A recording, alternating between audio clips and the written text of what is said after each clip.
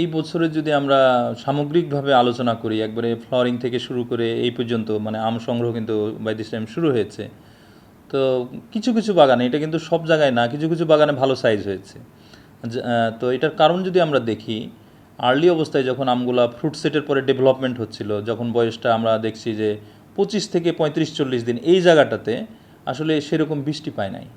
এই জন্য দেখা যাচ্ছে ওই সময় আমের বৃদ্ধিটা স্লো হয়েছে, এবং তারপরে যখন বৃষ্টি শুরু হলো এরপরে পাকার সময় হয়ে গেছে। মানে আমের উপযুক্ত বৃদ্ধির জন্য যে আসলে একটা ভালো আবহাওয়া, মাটিতে আর্দ্রতা, আবহাওয়াগত ইস্যু সবগুলো জড়িত ছিল। এখানে আমরা স্ট্রেস কন্ডিশনটা বলতে পারি। এই জন্য বেশ কিছু আম কাঙ্ক্ষিত সাইজের হয়নি। যেমন আমরা ক্ষীরসাপাতের কথা যেটা বলি, 4টা 1 কেজি, কিন্তু এখন দেখা যাচ্ছে যে 4.5টা বা 5টায় 1 কেজি হচ্ছে।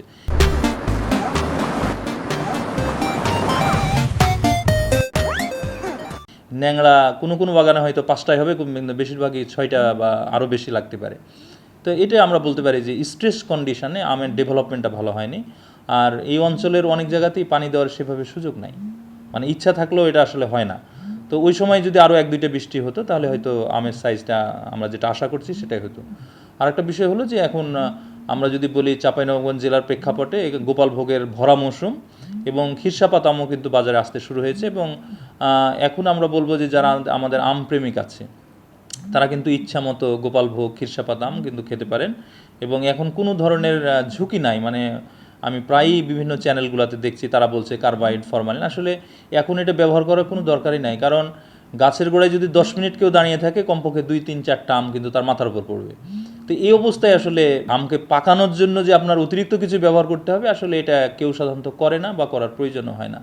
আমরা যদি বিগত 1 মাসের তাপমাত্রার দিকে দেখি, শুধু বৃষ্টির দিন বাদ দিয়ে এই 36 থেকে 40 ডিগ্রি সেন্টিগ্রেডের কাছে আছে।